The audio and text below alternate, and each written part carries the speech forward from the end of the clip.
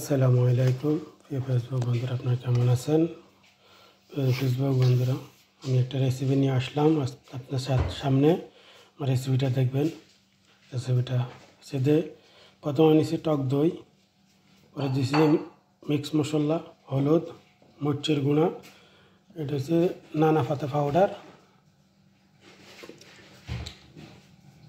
রসুন, লবণ, সস,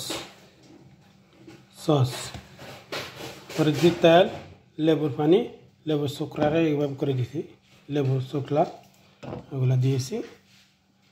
আর মুরগিটার আমি এভাবে করে কেটে নিয়েছি, কেটে ধুয়ে নিয়েছি। এখন এগুলো আমি মিক্স করবো মুরগির সাথে। দেখুন, এই সবগুলো প্রক্রিয়াগুলো আমি মিক্স করার পর আপনাদেরকে দেখাতে হচ্ছে। এই বন্ধুরা দেখেন, আমি সবগুলো প্রক্রিয়া মিক্স করে ফেলেছি। দেখেন, এখন মুরগিগুলো দিয়ে দিব। দেখেন, এভাবে করে মুরগিগুলোকে ম্যানেজ করে রেখে দেব। দেখেন বন্ধুরা, সবগুলো মুরগিকে আমি এভাবে করে রেখে দেব।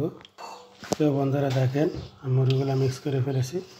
এভাবে আমি আধা ঘন্টা রেখে দেব। উপর থেকে অ্যালুমিনিয়াম মারি।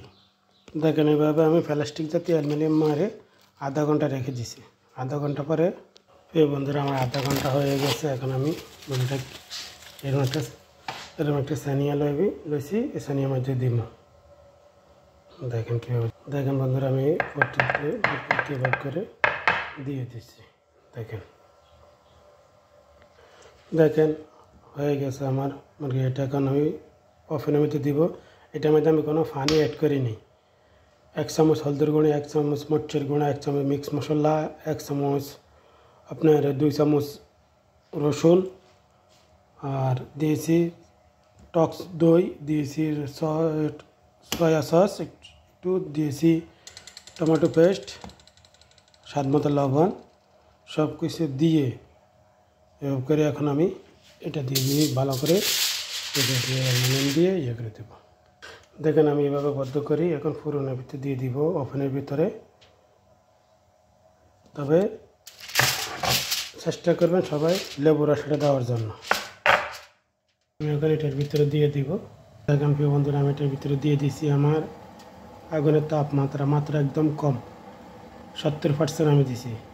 তখন আমার মোরগগুলো গরম হয়ে যাবো, তখন আমি 150% দেব। প্রথমে যদি আমি পুরা ফিট দিই, আমার মুরগিগুলো এখানে জ্বলে যাবে।